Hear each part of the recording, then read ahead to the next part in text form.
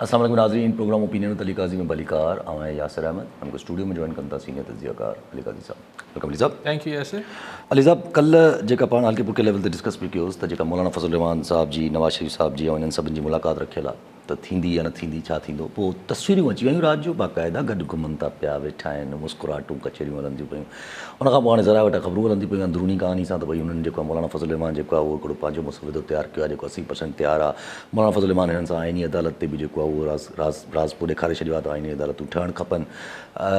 त हाणे छा सिर्फ़ु आइनी अदालत ते ई मुदो रहिजी वियो आहे, बाक़ी एक्सटेंशन, बाक़ी जजिस जा तबादिला आहे, उहो सभु कुझु विया। हाँ जीअं एक्सपेक्टेड हो, कल भी सुबह जो ख़बरूं हुयूं पर तस्दीक शाम ताईं न थी त मौलाना फज़ल रहमान ही जो APC थी कल फ़लस्तीन लाइ, उनखां पोइ कुंड में साइड लाइन्स ऑफ APC में जेको आहे आसिफ़ ज़रदारी साहब, नवाज़ शरीफ़ साहब, शहबाज शरीफ़ साहब, इसहाक़ डार साहब, बिलावल भुट्टो ज़रदारी साहब, सभिनी गॾिजी सॼी मौलाना फज़ल रहमान खे अकेलाई में सोड़ो कयो बस। यार ये न कयो, ये न कयो, मुझे ॾिस भला हिन ॾिस। सो मौलाना फज़ल रहमान वटि ज़ाहिर आहे हिकिड़ी पॉलिटिक्स आहे, में दरवाज़ा बंदि थींदा आहिनि, तालुकात हुजनि था। या आसिफ़ ज़रदारी ऐं नवाज़ शरीफ़ सां बिलख़ुसूस मौलाना फज़ल रहमान जा तमामु पुराणा ऐं तमामु वेझा ऐं तमामु ज़ाती क़िस्म जा तालुकात आहिनि। इनखे तमामु ते तव्हां तमामु घणो ज़ोर ॾियां पियो, ॼाणी वाणी। लेकिन बहरहाल सियासत आहे, हिन में कॾहिं टेबल जे हिन पासे, कॾहिं टेबल जे हुन पासे, पर तालुकात रहंदा आहिनि। सो मौलाना फज़ल रहमान वटि इहो ई सियासी जवाबु इहो ई हुजणु खपे आहे, ऐं इहो ई हो हूंदो बि त सही असां पंहिंजो तव्हांखे मसइलो ड्राफ्ट पेश कयूं था तरमीमनि जो, पोइ ॾिसी वठो तव्हांखे इतफ़ाक़ राय सां थिए। सो हाणे ॾिसणो आहे त मसइलो मौलाना फज़ल रहमान साहब कहिड़ी नौइयत जो पेश कनि था।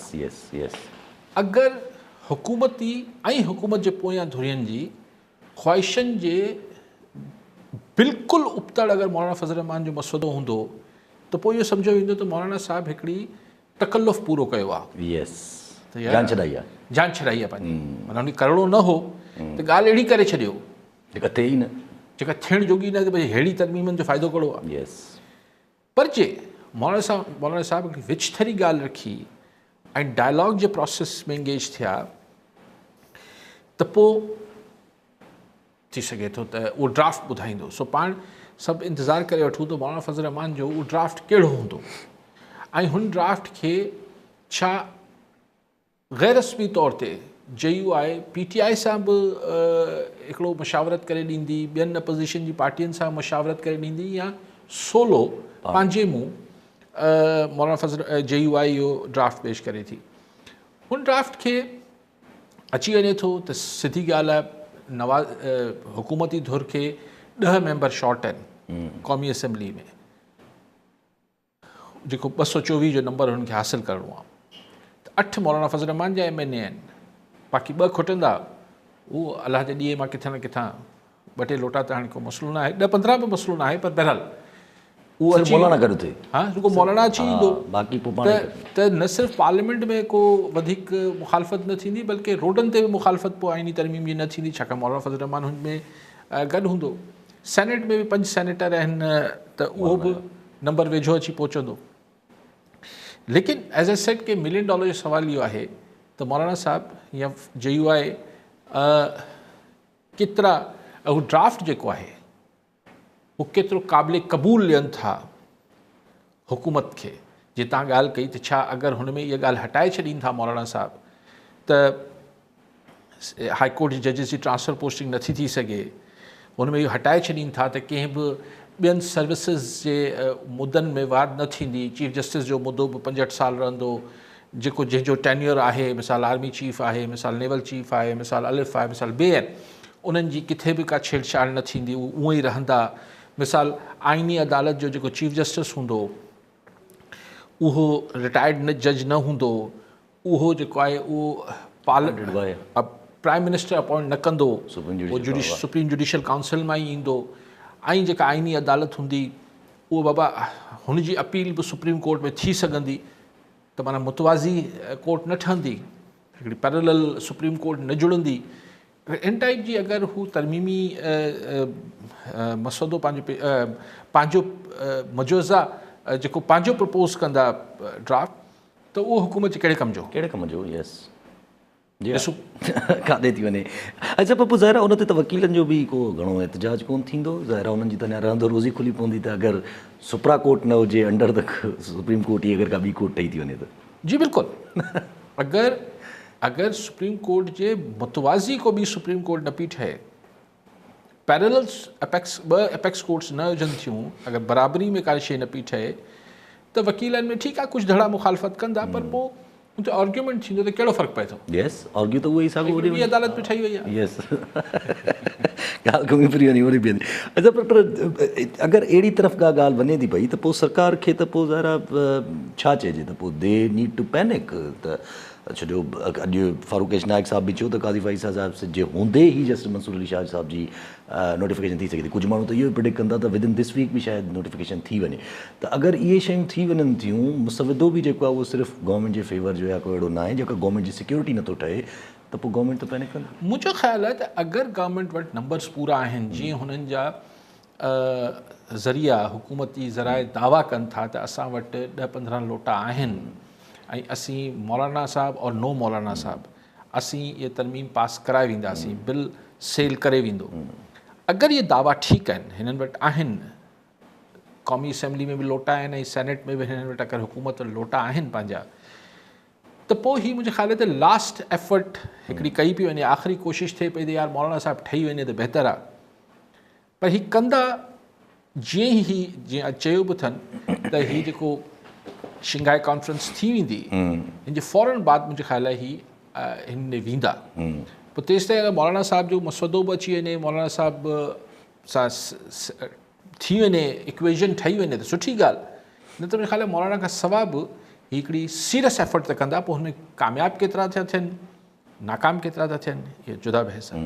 अच्छा पप्पू छाकाणि त 2 MNA त पंहिंजा ख़ुदि नवाज़ लीग विञाया आहिनि अॼु हुननि जे ख़िलाफ़, उहे जेके कोइटा वारा आहिनि, यस पाण ई जेको आहे उन्हनि जे ख़िलाफ़ रेफरेंस दाख़िल कयो अथनि। यस पाण ई त रेफरेंस दाख़िल कयो अथनि त माना पोइ हाणे हिननि खे 10 मेंबर न खुटल आहिनि, हिननि खे हाणे 12 मेंबर खुटल आहिनि। यस हू हूअं ई ऑपोज़िशन बेंचिस ते वञी वेही रहिया उहे जेके नून लीग जा हुया पाण ई वञी वेही रहिया, तंहिंजे करे ई उन्हनि खे सॼो। अच्छा अगरि जे फोर्स थियो, फॉर इंस्टेंस अमेंडमेंट फोर्स थी, अमेंडमेंट पास थी वई, त इन खां पोइ बि त जेको सिचुएशन क्रिएट थींदी, धरना जलसा शोर रोडनि ते हो सभु कुझु, त उहो सिचुएशन जॾहिं क्रिएट थींदी उहा बि त गवर्नमेंट खे फेवर में कोन वेंदी न। सर ॾिसो ॻाल्हि पाण हिकिड़ी हाइपोथेटिकल ॻाल्हि मफ़रूज़े ते अगरि ॻाल्हायूं पिया त पोइ त ॾिसो न, अगरि इहो तय थियल आहे त फ़ाइज़ ईसा साहब खे एक्सटेंशन न पई मिले, मिसाल हू रिटायर थियनि पिया पंहिंजी ड्यू डेट ते, त नए चीफ जस्टिस जो ईअं पाण कैलेंडर ते ॾिसूं था त 24 तारीख़ ते शायदि 25 ते काई साहब खे वेही रहंदा हू पाण अची, न त नया चीफ जस्टिस अची वेंदा 25 तारीख़, ठीकु आहे, त माना 24 तारीख़ कटआउट डेट छा थी वई, 24 तारीख़। अॼु कहिड़ी तारीख़ ते वेठा आहियूं पाण? अॼु 7-8 अच्छा ही शिंघाई कॉन्फ्रेंस कॾहिं ख़तमु पई थिए? 17 त 18 तारीख़ ऐं 24 तारीख़ जे विच में थियणो आहे न।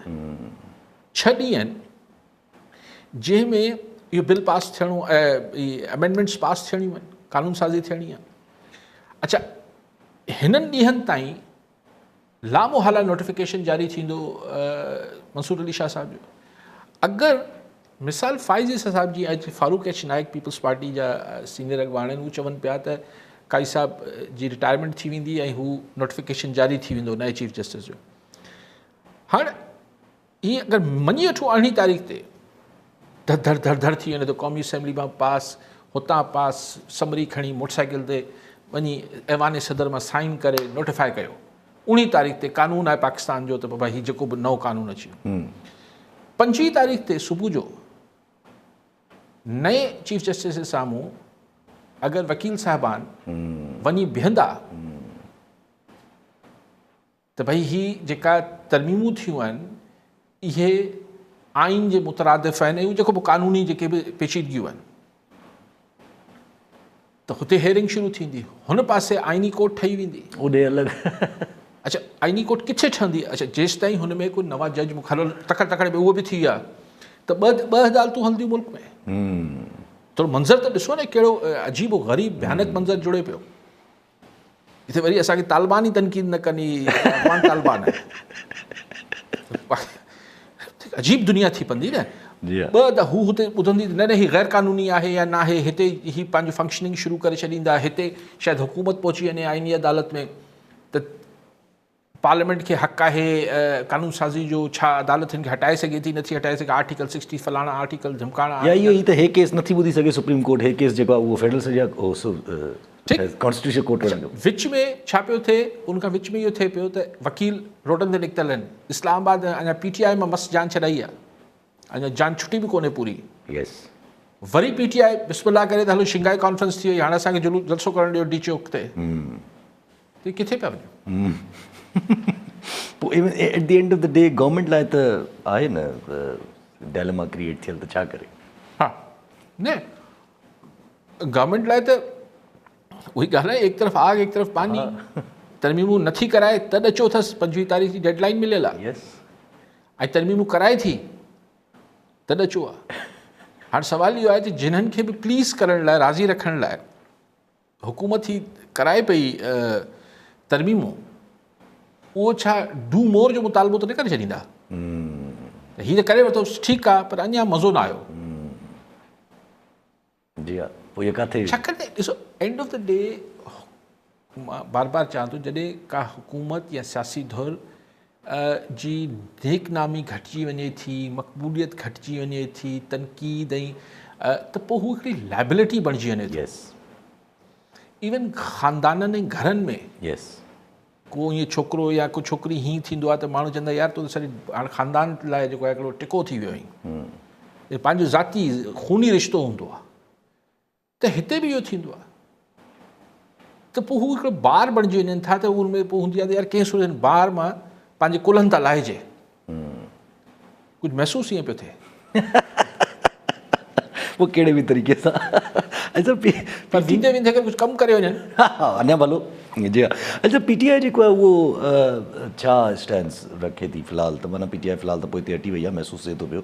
गंडापुर साहिबु चवनि था पिया उहा पंहिंजी स्टोरी मेंटेन कनि था पिया, पर कुझु माण्हू ख़बरूं हलाइनि था पिया त वरी गंडापुर साहिब जी मुलाक़ातूं बि थियूं आहिनि, त गंडापुर साहिब खे वरी फ़ोन ते बि ॻाल्हायो वियो आहे ख़ान साहिब सां वग़ैरह वग़ैरह। त ख़ैर अगरि गंडापुर साहिब जेके आहिनि उहे हाणे ज़ाहिर हू चवनि था त जेसि ताईं IG न हटिजंदो तेसि ताईं, माना अगर नहीं हटा तो हम दावा बोल देंगे इस्लामाबाद के ऊपर। तो PTI छा काथे न काथे डील में अचे थी या कम्युनिकेशंस वरी वापस? ॻाल्हियूं त हमेशह थी रही हूंदियूं आहिनि, राब्ता हमेशह रहंदा आहिनि, रस्मी गैर रस्मी, चाहे हू मोबाइल फ़ोन बंदि करे गंडापुर करे या किथे ईअं कंदो हूंदो, उहो सभु थींदो हूंदो।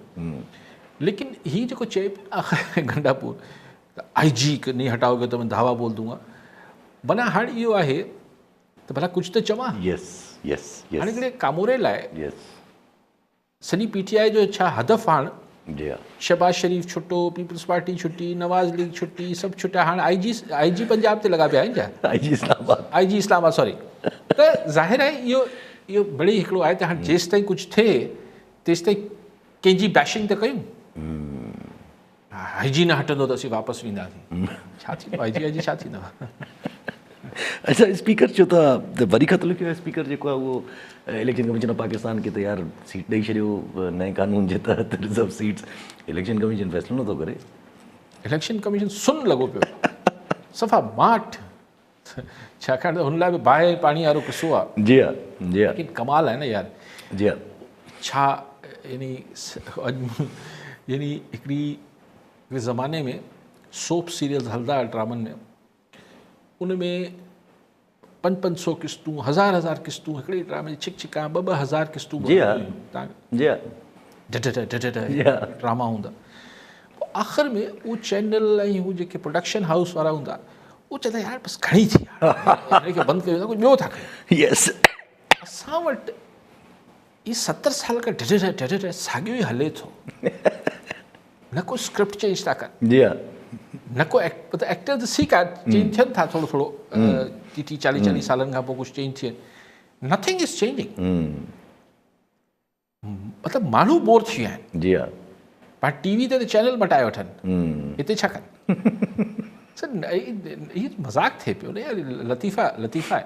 जी हाँ, मोहम्मद अली दुरानी साहब काफ़ी पीटीआई सां गॾु एक्टिव, अॼु बि पीटीआई सां गॾु वेही प्रेस कॉन्फ्रेंस कई अथऊं। पीटीआई जॾहिं असद कैसर साहब सॼियूं ॻाल्हियूं कयूं त भई असां उन ते अचूं था पिया, उहो वॾो इंट्रस्टिंग पीटीएम वारो मामिलो आहे, त उन्हनि जो जेको जिरगो बि हले थो पियो, सॼो कुझु थिए थो पियो।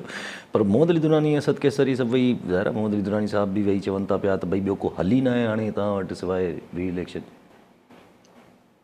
ॾिसो, मोहम्मद अली दुरानी साहब ज़ाहिर फवाद चौधरी पीटीआई में निकिरी वियो त को ॿियो त ईंदो न। दुरानी साहब फवाद चौधरी एक्सेप्टेबल बि न आहिनि, हाणे फवाद चौधरी एक्सपोज थी विया आहिनि। एक्सपोज थी विया आहिनि, माण्हू त पहिरीं बि कंहिंजा जंहिंजा हुआ तंहिंजा हुआ। यस। सो हाणे दुरानी साहब जी ख़बर आहे पाण सभिनी खे त कहिड़े पासे हुननि जो लाड़ो रहियो आहे। लेकिन ठीकु आहे, सियासी माण्हू आहिनि। ख़ालिद दुरानी साहब जो सियासी कैरियर त जमात इस्लामी जी पासबान ऐं हिन सां को थिया शुरू थियो।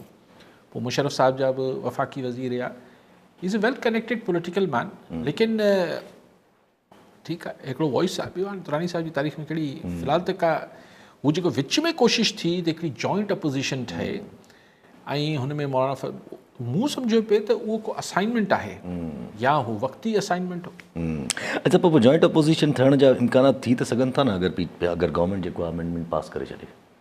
अगर मौलाना फज़ल रहमान जी मर्ज़ी खां सवा अगर अमेंडमेंट्स पास थिया ऐं लोटागिरी जे करे थिया, यस, पोइ ही हिकिड़ो वॾो मुद्दो मिली वेंदो समूरनि पार्टियुनि खे त गॾु थियनि, अपोज़िशन वारनि खे त गॾु थियनि। ज़ाहिर आहे किथे न किथे उन्हनि जी ज़रूरत पैदा थींदी। अच्छा, वक़्तु हलूं पंहिंजी, अगरि सिंध वटि अचूं, पंहिंजी ज़िंदगी थोरो अगरि ॾिसी वठूं, नज़र फेराए वठूं, त हिकिड़ो वॾो वाक़ियो थियो आहे जंहिंजी का अञा ख़बरचार का सम्झ में नथी अचे। त प्रिया कुमारी जे हवाले सां कोई गिरफ़्तार थियो हुयो ॾाढे, कोई करीम सुंदराणी साहब चवनि था, उहो लाड़काना पुलिस शायदि चवनि था गिरफ़्तार कयो ज़रीर वटाना। पोइ वरी उहो सखर पुलिस खे हैंड ओवर थियो। पोइ सखर पुलिस मां हाणे उहो छॾाइजी भॼी वियो आहे सखर पुलिस जे हथां। ऐं चवनि था पिया त कोई करोड़ रुपए जी डील थी आहे, कंहिं बासर शख़्स बि पंहिंजो इन्फ्लुएंस इस्तेमालु कयो आहे ऐं धाड़ियलनि ख़ुशियूं बि मनायूं आहिनि।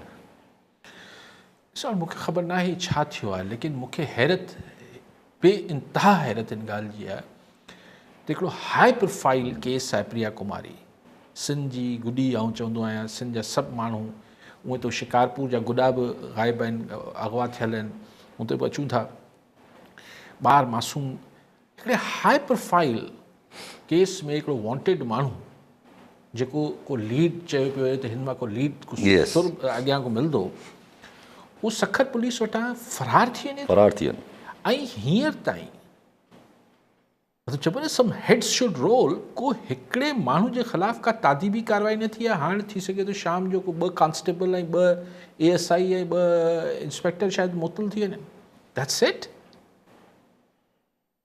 कीअं, हाउ इज़ इट पॉसिबल? आउं मञण लाइ तयारु न आहे त करोड़ रुपए ते हेतिरे हाई प्रोफाइल केस ते पुलिस वारे खे नौकरी हूंदी आहे। जी हा, मुमकिन न आहे। जी हा, जी हा। या त ही किसो ईअं आहे त जीअं ही जाली मुक़ाबला थींदा आहिनि, ईअं हिकिड़ी जाली फ़रारियत आहे, ही को डील थिए पई प्रिया लाइ।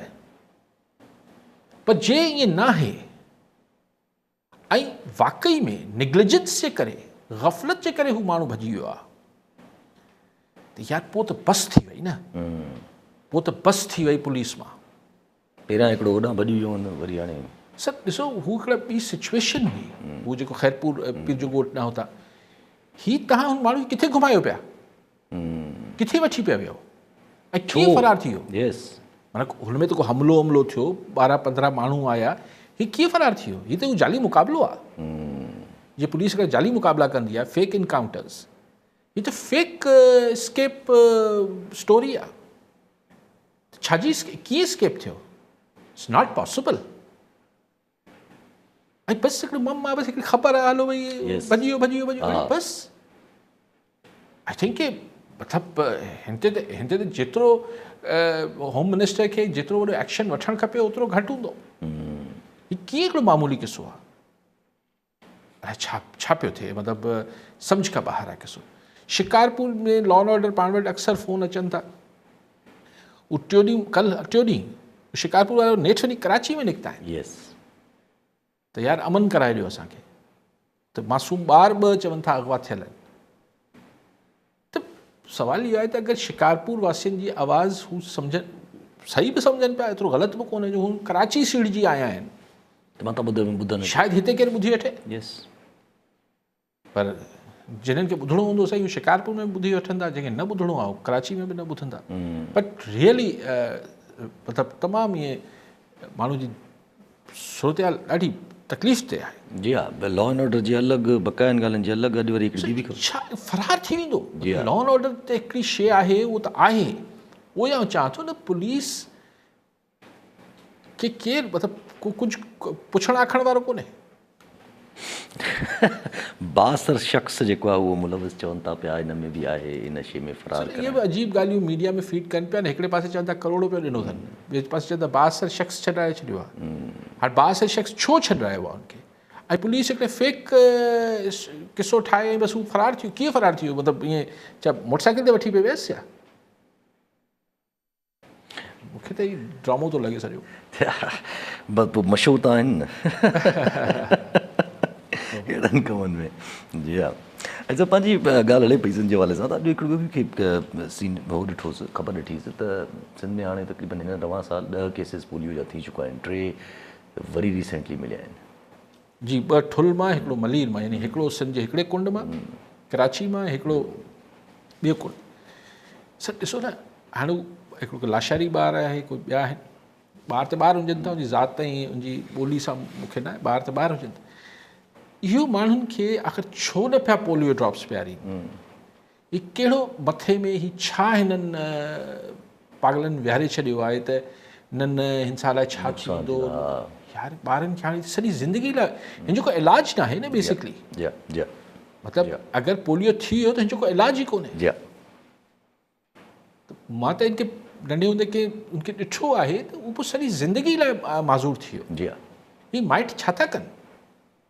ख़ुदा जी कसम, हिते 0 टॉलरेंस। सॼी दुनिया मां ई पोलियो ख़तमु थी वियो, सॼी दुनिया मां ऑलमोस्ट।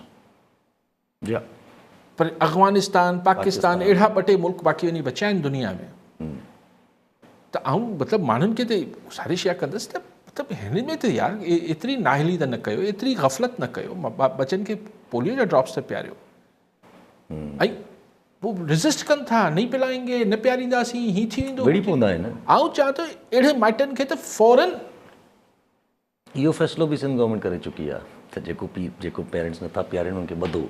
पर ॿधे त केरु कोन थो। ज़ाहिर आहे ॿधे त कोन। असां वटि ॾोहारी भॼी वञनि था त पुलिस ॿियो छा कंदी? केरु ॿधंदो? एग्रीकल्चर डिपार्टमेंट वारा त कोन ॿधंदा। जी हा, असां वटि ॾोहारी भॼी।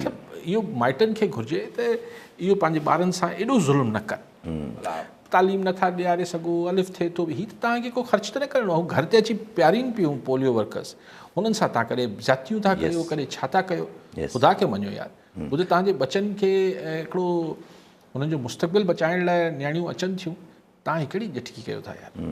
अच्छा, अगरि सरकार खे बि ॾिठो न, सरकार बि शायदि उन तरीक़े जी कोशिशि कई आहे, न कई आहे? जो हेॾा बिलियंस ऑफ डॉलर्स मिली चुका आहिनि पोलियो जी मद में पाकिस्तान खे। बिल गेट्स काफ़ी पैसा ॾिना आहिनि। काफ़ी पैसा मिली चुका आहिनि। I don't know whether it's billions और मिलियंस वॉट एवर, बट तमामु घणा पैसा मिलिया आहिनि। हेतिरा साल अगरि ॾिठो वञे त इहे बिलियंस मिलिया विया। हिकिड़ा मुख़्तलिफ़ इदारा बि ठहियल अथव, ख़बर अथव?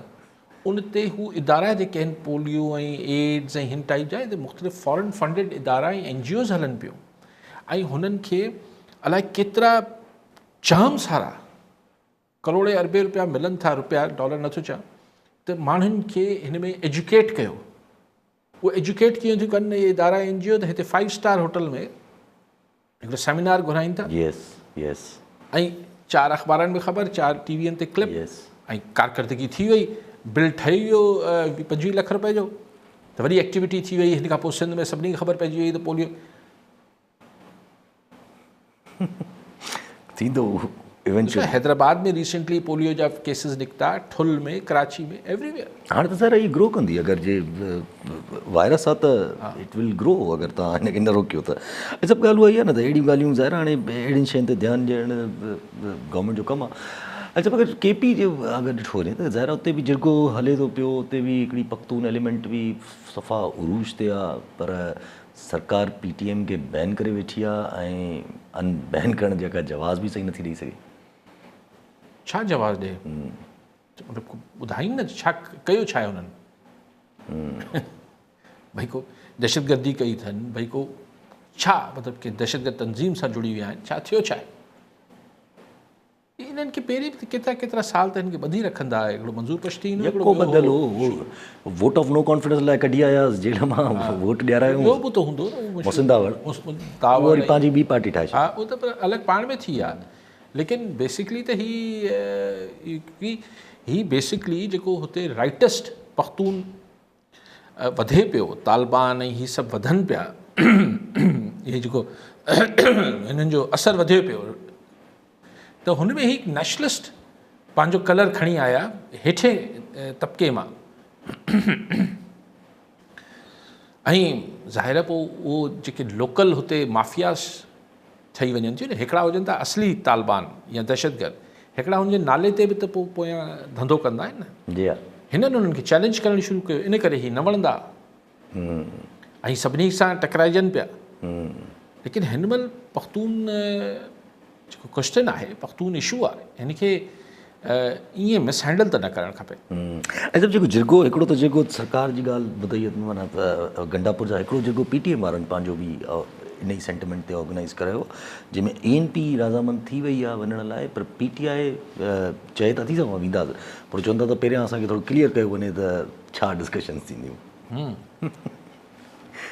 पर ॿ छो था कनि पहिरियों हिकिड़ो ई थी रहियो पहिरियां हिकिड़ो ई थी रहियो हाणे वरी ॿ जो कॉन्सेप्ट बि आहे पहिरियां हीअ थो थिए पोइ वरी हू थियणो आहे अच्छा बसि पोइ ख़राबु थी वियो न किसो हुननि जेको हिकिड़ी इनिशिएटिव हो हिकिड़ी जेका कोशिशि हुई हुनखे ख़राबु करे छॾियो न जी हा जी हा अच्छा उहा ई ॻाल्हि आहे न त जॾहिं टेररिज़म तव्हां यूज़ थिया ऐं तव्हांजे हिकिड़े सूबे में KP में अंदरि terrorism is using Pakhtun sentiment अगरि तव्हां हुनखे नेशनलिज़म जे ई ढांचे जे अंदरि हिकिड़ो अलॻि करे छॾियो त घटि में घटि डिफ्रेंशिएशन त क्रिएट थी वेंदी between terrorism and Pakhtun sentiment ॾिसो न असां वटि हीअ जेको हिते जेको बलूचिस्तान में थिए पियो टेररिज़म उहो in the name of nationalism थिए पियो KP में KP वारो जेको TTP वारो एलिमेंट आहे उहो इन द नेम ऑफ मतिलबु हिकिड़ो रिलीजन हुन ते करे पियो हाणे इहो आहे की को बि मज़हब इजाज़त नथो ॾे उहो त हिकिड़ी ज़ाहिर अंडरस्टूड ॻाल्हि आहे त उनखे काउंटर तव्हां हिकिड़ी रुजत पसंदी खे बुनियाद परस्ती खे एक्सट्रीमिज़म खे ठीकु आहे उनखे दुनिया में अगरि केरु काउंटर करे सघियो आहे त उहो नेशनलिज़म करे सघियो आहे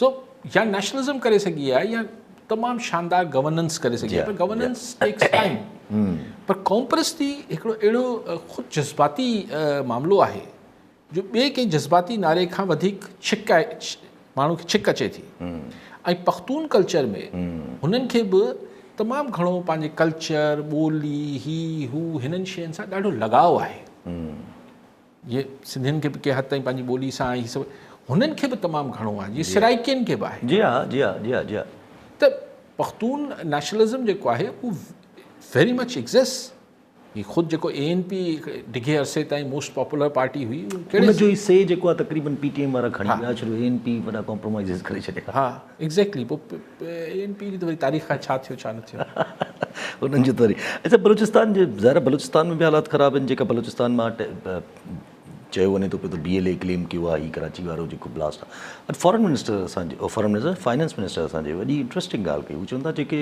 ॿ चाइनीज़ इंजीनियर्स आयल हुया उहे ॿई उन्हनि IPPs मां आयल हुया जेके IPPs असां सां टर्म्स रीनेगोशिएट कनि पयूं ज़ाहिर सही ही टेररिस्ट ऑर्गेनाइज़ेशन्स जेके आहिनि इहे हिकिड़ी हुनखे ई टारगेट खे ई हिट कंदियूं आहिनि न त हाणे ही IPPs और हाणे मूंखे ॿुधायो त असां लाइ एतिरो वॾो मसइलो आहे अज़ाब आहिनि IPPs हुननि सां हिकिड़ी नेगोसिएशन थी रही हुई उनखे तव्हां हिट करे छॾियो हाणे वरी उहे ॻाल्हियूं जेके आहिनि उहे वरी तातुल जो शिकार न ज़ाहिर थियो आहे उहो त ज़ाहिर पर असां सिक्योरिटी छो न ॾिनी आहे हुननि खे हिन ते चऊं था त प्राइम मिनिस्टर साहिब बि हिन ते हिकिड़ो कॉमेंट कयो आहे उहो बि इंट्रस्टिंग आहे कॉलर अली मुराद संजराणी सांगड़ मां जी संजराणी साहिबु छा चवणु चाहींदा जी अली काली साहब सवाल आहे तइलीम जे हिसाब सां त ॾिठो वञे त जीअं प्राइमरी स्कूल या जेके हाई स्कूल आहिनि उन्हनि में किताब तमामु घटि आहिनि पहिरियां जेके हूंदो आहे जेके उस्ताद या टीचर जेके हूंदा हुआ किताब उन्हनि खे घुराईंदा नवाबशाह बोर्ड में या कंहिं में बि त उते घुराईंदा त उनमें चवंदा त तव्हां जेको आहे मज़दा ते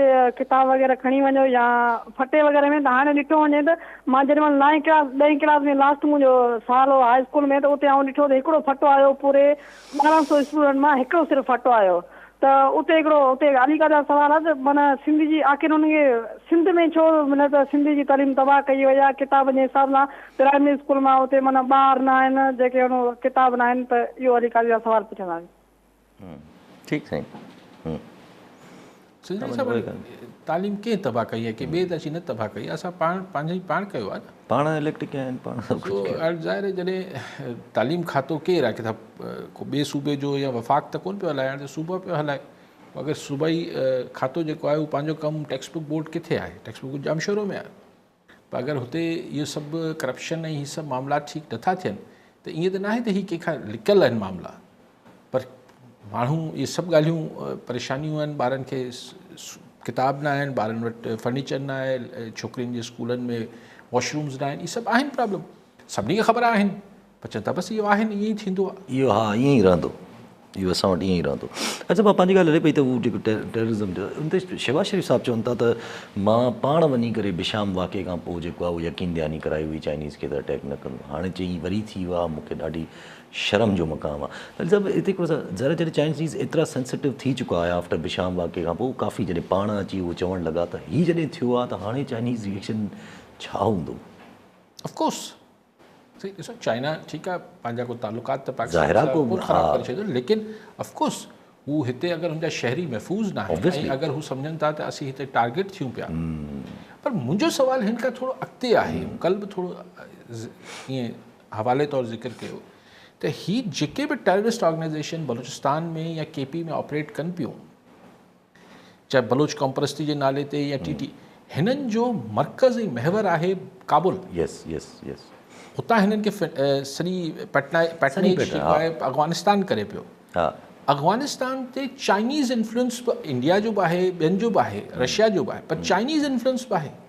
यस त उतां चाइना जे ख़िलाफ़ु छो अटैक पिया थियनि पाकिस्तान में? हाणे इहो हिकिड़ो $1 मिलियन जो सुवाल आहे, इन ते जवाबु नथा ॾियूं।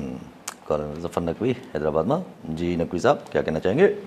अस्सलाम वालेकुम, मेरा बेटा यासिर, अल्लाह सलामत रखे। मोहतरम काजी साहब, अल्लाह आपको सेहत दे, आपको सलामती हो, खुशियाँ दे परवरदिगार। काजी साहब माशाल्लाह हम बहुत तरक्की पे है पाकिस्तान।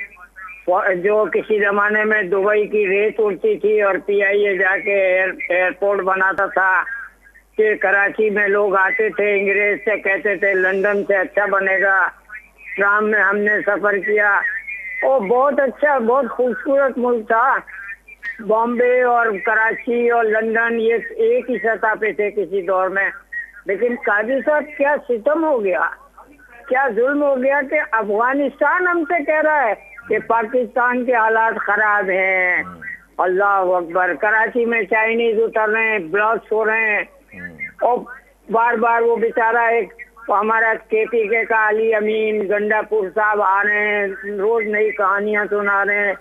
सर क्या हो गया हमको, हम कहाँ जा रहे हैं? हमारे मसाइल यानी खुल के सारे इदारे एक दूसरे से लड़ रहे हैं और बगैर किसी कानून के लड़ रहे हैं। यानी किसी जमाने में ये था कि घास फूस औरतें बच्चे महफूज रहे तुम्हारे घोड़ों से, जंग मैदानों में लड़ो, मर्दों से लड़ो, दिन में लड़ो। अब तो सर जंग ना औरतें रही ना कुछ रहा। कल तक क्या हम कहाँ जा रहे हैं? या हकीकी इनकलाब की तरफ जा रहे हैं, अंदर से करवट लेके जमीन से कुछ बीज फूटेंगे, या तबाही की तरफ जा रहे हैं? सर थोड़ा सा रोशनी डालें काजी साहब। थैंक ठीक है बेबी कॉल आमिर अली कराची में। जी आमिर साहब छा चवणु चाहींदा? Thank you Yasir. जीअं तव्हां अर्लियर ॻाल्हि करे रहिया हुआ चाइनीज़ जो जेको इंसिडेंट थियो आहे त इहो त काफ़ी तशवीशनाक ॻाल्हि आहे ऐं हर भेरे चाइनीज़ जूं किलिंग थियनि थियूं ऐं पाकिस्तान वटि को इन हवाले सां स्ट्रेटजी कोन्हे। हर भेरे असांजो रिएक्टिव अप्रोच आहे, कॾहिं बि को इंटेलिजेंस जो नेटवर्क कोन्हे त इन्हनि शयुनि खे बिफोर देयर अकरेंस इन्हनि खे मुकमल कयो वञे या इन ते का पॉलिसी इवॉल्व थिए ऐं इन्हनि शयुनि खे रोकियो वञे। ऐं इंटरनेशनल एयरपोर्ट ते इन तरह जो इंसिडेंट हुजण सां थियण सां त काफ़ी घणी मुल्क जी बदनामी थी आहे। So this is my comment ऐं आई वुड से त अली काज़ी साहब जन थोरो घणो उन ते हाईलाइट कनि। थैंक्स जी नकवी साहब हम कहाँ जा रहे हैं, बस चला जा रहा है खुदा के सारे, कुछ कह नहीं सकते कहाँ जा रहे हैं हम लोग। और क्योंकि देखिए जब किसी भी किसी भी जगह, चाहे वो एक छोटा सा यूनिट है समाज का, घर वो हो या मोहल्ला हो या शहर हो या मुल्क हो, जब उसमें रूल्स ऑफ द गेम जो है वो सब ख़त्म हो जाए कि खेलने के कानून क्या है। वैसे एक घर होता है, उसमें कुछ ज़ाब्ता होता है कि जी बड़ा आएगा, फिर शाम को 10 बजे दरवाजे पे कुंडी लग जाएगी, नहीं लगेगी, जो भी ज़ाब्ता होता है। ऐसे एक मुल्क में भी एक ज़ाब्ता होता है, एक रूल्स ऑफ द गेम होते हैं। लेकिन जब रूल्स ऑफ द गेम सारे मिटाकर सिर्फ एक ही रूल बन जाए, जिसको हम सिंधी में कहते हैं जो ॾाढो सो गाबो, यानी जिसकी लाठी उसकी भैंस, यानी जो है जिसके पास हाथ में ताकत है वही सब कुछ है, तो फिर यही होता है जो हो रहा है हमारे पास। आपने रूल्स ऑफ द गेम ख़त्म कर दिए ना। तो इसको बहुत लंबे, मैं आधा घंटा भी इस पर गुफ्तगू कर सकता हूँ, लेकिन जो इसका हासिल, इसका मतलब एक वन लाइनर में जवाब है कि आप जब किसी सोसाइटी में से रूल्स ऑफ द गेम ख़त्म कर देते हैं, आपके पास अपने पर्सनल एजेंडाज जो हैं वो नेशनल एजेंडाज से बड़े हो जाते हैं। तो यही होता है ना। क्या हो कि आप देखें कि इस सारे मामलात में आपको कुछ फ़र्दों के पर्सनल एजेंडाज नज़र आएंगे। यस। तो अब इससे ज़्यादा मैं क्या कहूँ, और आप भी सब समझते हैं, मैं भी समझता हूँ। हाँ, अब ये कहाँ जाकर ऊँट बैठेगा, इसकी तो मैं हमेशा से नकवी साहब कहता हूँ कि इसकी पेशन गोई, जैसे ज़लज़ले की पेशन गोई कोई नहीं कर सकता अल्लाह बस, और ऐसे इसकी कोई पेशन गोई नहीं कर सकता कि हम इससे कुछ बेहतरी की तरफ बढ़ेंगे या खुदा न खास्ता। तो बस आखिर में दुआई कर सकते हैं और कहते हैं कि अल्लाह बेहतर करेगा। और तो क्योंकि अब इस पर अच्छा, इसमें कुछ फैक्टर्स होते हैं जो आपके इंटरनल होते हैं, जो आप कर रहे हैं इस मुल्क में, कुछ एक्सटर्नल होते हैं जो आपके हाथ में ही नहीं होते। लेकिन क्या होता है कि इंसान के अगर इंटरनल मामलात हाउस एंड ऑर्डर होता है, तो एक्सटर्नल जब कोई आफत आती है तो आपके पास उस झटके को बर्दाश्त करने के लिए एक कुशन होता है। लेकिन जब वो आप अपना कुशन, अपनी एब्जॉर्ब करने की सारी सलाहियत अंदर ही लड़के ख़त्म किए हुए होते हैं, तो खुदा न खास्ता बाहर से कुछ आता है तो अंदर तो कुछ उसको रेजिस्ट करने के लिए कुछ होता ही नहीं है आपके पास। इम्यूनिटी ख़त्म हो जाती है, जैसे इंसान की वैसे समाज की। सही आमिर साहब ॻाल्हि इहा आहे त जॾहिं ॾिसो चाइनीज़ वारो तमामु, पर जॾहिं अॼु शहबाज शरीफ़ ही जुमिलो बि चए थो, पोइ चए थो त ही जेको इमरान PTI करे पई, ही 2014 नहीं होने दूंगा, तव्हां ॿिन्ही ॻाल्हियुनि खे किथे पिया भेटियो यार। इहो ई त अलमियो आहे। इहा ॻाल्हि नकवी साहब वारी ॻाल्हि खे बि हिते जोड़े सघूं था। त ॻाल्हि इहा आहे त तव्हां हिकिड़ी पॉलिटिकल पार्टी खे, पॉलिटिकल मामले खे किथे पिया ॻंढियो। हिकु प्योर टेररिज़म आहे which is directly hitting your economy. Chinese तव्हांजा हिकिड़ा ई हींअर मुल्क रहिजी वियो आहे जेको तव्हांखे सिधो पैसा ॾिए पियो, या तव्हांखे वरी बि कुझु न कुझु जेको बि हाणे उहो सही आहे ग़लति आहे, उहा अलॻि बहस आहे। तव्हां हुनखे हिकिड़ी डी चौक ते एहतजाज सां गंढियो पिया। तव्हां चओ त गंडापुर बि साॻियो कमु करे पियो जेको हीउ पियो। यार फॉर गॉड सेक, इहो ई त मां चवां पियो त इहो को ॿार बि सम्झी सघे थो त ॿिन्ही में ज़मीन आसमान जो फ़र्क़ु आहे। लेकिन जॾहिं असांजा एजेंडाज़ ई डिफरेंट हुजनि था, आउं सम्झां थो इंतिहाई एहतराम ऐं माज़रत सां, हीउ गैर संजीदा रवैयो आहे। ही टेररिज़म, ही मामलात, ही इंटरनेशनल गेम आहे। पोयां ही प्रॉक्सीज़ आहिनि ॿियनि पावर्स जूं, ही जेके टेररिस्ट ऑर्गनाइज़ेशन्स आहिनि, पोयां ॿियूं धुरियूं आहिनि। हू हिकिड़ो सियासी मामिलो आहे। तव्हां ॿिन्ही खे ॻंढियो पिया जस्ट बिकॉज तव्हांखे सूट करे पियो, तव्हांखे वारे में अचे पियो त PTI ऐं हिन खे ई ॻंढे छॾिजे, हुते हिकिड़ी ऑर्गनाइज़ेशन खे बैन करे छॾिजे, पख्तून खे। तव्हांखे सियासी वारो पियो खाए न, त तव्हां हिकिड़ी एतिरी संगीन शइ खे जेको मुल्क लाइ इंतिहाई हानिकार आहे, उनखे ॻंढियो पिया हिकिड़े सियासी इशू सां। यार ख़ुदा खे मञो त पाण खे त बसि तंहिंजे करे आउं चवां थो पर्सनल एजेंडाज़ आहे सॼो पोइ हुनजे इर्द गिर्द ई। ठीकु आहे अली साहब, पंहिंजी महिरबानी साहब। नाज़रीन, अॼु प्रोग्राम जो पूरो थियो, पर ईंदड़ प्रोग्राम में दुआ में